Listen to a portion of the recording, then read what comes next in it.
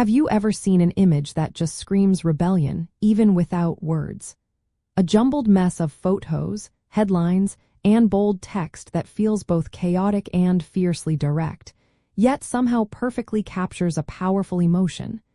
It is a visual language that grabs your attention and demands a reaction. That raw, defiant aesthetic, often seen in punk collage art, primarily emerged from the do-it-yourself ethos of the 1970s punk movement.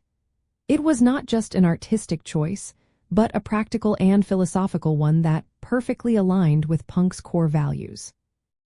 At its heart, punk collage art was born from necessity and a deliberate rejection of the polished mainstream.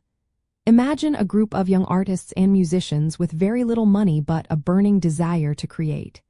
They could not afford professional designers or expensive printing processes, so they looked to what was readily available: old newspapers, magazines, adverts, and found imagery.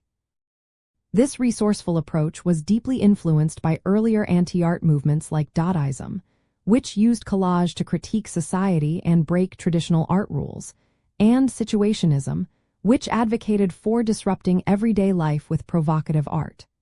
Punk artists took these ideas and made them their own, focusing on immediate, impactful communication. So how did they make these striking pieces? It was truly a hands-on process. They would scavenge through existing media, cutting out letters, images, and phrases. With simple tools like scissors, glue sticks, and eventually photocopiers, they would assemble these disparate elements into new, often jarring, compositions. This cut-and-paste method was not about perfection.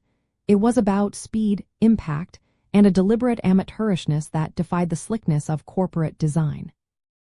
This became the signature look for countless fanzines, gig flyers, and record covers, making punk visually distinct.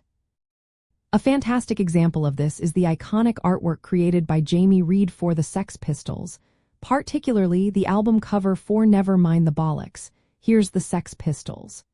His use of torn edges, ransom note lettering, and bright, clashing colors perfectly encapsulated the band's provocative and anarchic spirit. This approach, sometimes called détournement, which means turning something aside from its original meaning, allowed punk artists to subvert mainstream messages and infuse them with their own rebellious content. It was a powerful tool for social and political commentary, using the symbols of the establishment against itself. Ultimately, the origins of punk collage art are a testament to how creativity can thrive under constraint and rebellion. It was a visual solution to a lack of resources, but it evolved into a potent symbol of defiance, authenticity, and direct communication. By literally tearing apart and reassembling existing media, punk artists created a powerful, unforgettable aesthetic that not only defined a musical genre but also left an indelible mark on visual culture, proving that sometimes the most effective messages are the ones pieced together with grit and glue.